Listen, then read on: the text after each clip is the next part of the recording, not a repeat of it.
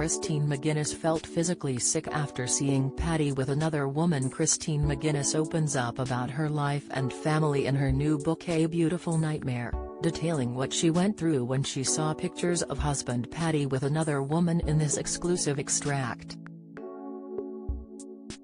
Christine McGuinness on marriage torment after seeing Paddy with another woman.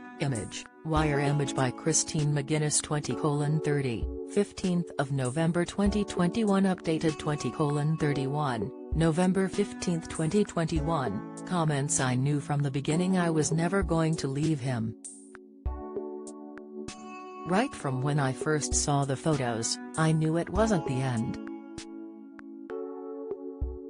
We'd been through lots of difficult times in our marriage, but this was the first time it became public. It all unraveled in February 2018. I woke up early. Felicity, who was 1 at the time, was in the cot next to me and the twins were in bed asleep. Patrick had spent weeks in London. He was filming the Keith and Paddy picture show and was due to come back, but rang me to tell me he was exhausted. Stay down there, I told him, calmly. Get your work done and come home when you're ready. I knew he was struggling with life at home, the sleepless nights, the children being nonverbal and barely eating. So, with my encouragement, he stopped in London for the weekend. Little did I know the drama that would unfold. As I roused from sleep that Sunday morning, I looked down at my phone. "Hope you're okay," my manager at the time texted me. "Give me a ring whenever you're ready." I'm here. I clicked onto Instagram, where I'd been tagged in some posts. Then I saw them. Pictures and videos of my husband and another woman out in London. And they were everywhere. My husband, arm in arm with another woman. I felt physically sick. I ran to the toilet to vomit. Still to this day I can remember that absolutely awful pit of your stomach feeling. I rang him that morning before I'd read too much about it. He didn't answer, which is really unusual for him, and in hindsight I think he regrets not picking up the phone. It quickly dawned on me the reason he'd decided to stay down in London. When you realize you deserve so much more, that's not a bad thing, I tweeted. It was a bit of a heartbroken moment. I was absolutely devastated by these pictures. I'd never been the jealous type. I had seen a few exchanges between Patrick and the other woman on social media, but thought nothing of it. Patrick has a lot of female friends in the industry. After my posts, my phone started blowing up. I had loads of messages from people saying, "I hope you sort it out. Leave him," others told me. Suddenly everyone had an opinion on my marriage, and I didn't know what was going on myself. Patrick eventually phoned me back in the afternoon. I didn't answer. He kept ringing and ringing, and I refused to pick up. I totally ignored him. I was too upset. He wasn't supposed to be coming home that night, but he rushed back. "I'm coming home. I'm coming back, please speak to me," he urged over text message. I didn't reply. I have to say we really didn't speak much about it. There were no rows or arguments, but I just didn't want to look at him. He was at home for 2 days before he returned to London for work. While he carried on filming, my life in Cheshire became a nightmare. The story continued to garner attention and suddenly everyone was interested in what I was doing. But for me, I wanted my children to have a dad at home. It didn't matter to me if I'd forgiven him, if I was okay with it, or if I trusted him. I just wanted my children to have their father there, something I never had.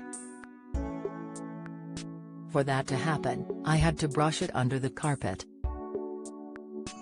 I haven't mentioned it since. We've never spoken about it really, and I've certainly never talked about it publicly before. We just got on with married life. I'm glad we did, because his bond with the children is so much better than it ever was then. Instead of staying over in London when he's filming, he'll drive through the night back. We're very lucky, and we both agree, as testing as things get, we laugh. If you've got laughter, you've got everything. Patrick and I were married on June 4, 2011, at Thornton Manor in Cheshire. The day was overwhelming. I didn't really know anyone there, even though we had 200 guests. I didn't have any friends to invite, and only 20 of the guests were my family. Our reception was in a marquee. Rick Astley performed for us, although I'm ashamed to say at the time I didn't know who he was. It wasn't a big star-studded wedding. Get all the biggest showbiz news straight to your inbox. Sign up for the free Mirror Showbiz newsletter. Other than Rick, the only well-known guest was Lee Francis, aka Keith Lemon, one of Patrick's closest friends. Peter Kay was his best man. They've known each other since they were kids. I met Patrick at. I don't call my husband Paddy, I've always called him Patrick, that's how he introduced himself to me. He was at an event with a mutual friend who I'd done a lot of charity work with. Patrick wasn't too famous. He hadn't done much TV. He was just a stand-up comedian, and even if he did have a thriving TV career, I wouldn't have known who he was. I was too busy earning to watch telly. I've still not watched Peter Kay's Phoenix Nights or Max and Paddy's Road to Nowhere. We met up again and spent most of the night in a booth, laughing. I didn't think for a second I was going to marry him and have kids. We shared a kiss, but that was it. The rest is history, but our relationship was a slow burner. Patrick and I agree that on paper you wouldn't put us together. We're total opposites. He is a massive foodie and I'm not. He watches a lot of TV and I don't at all. But it just works. I believe our marriage is really good and we are happy. There are times when things are difficult and we can't stand each other, but the majority of the time, we laugh and joke and we're getting on with life as a little team. Extract taken from Christine McGuinness, A Beautiful Nightmare, out on November 25. Do you have a story to sell? Get in touch with us at webcelebs@trinitymirror.com or call us direct 0207 29 33 033. Follow Mirror Facebook, Twitter, comment.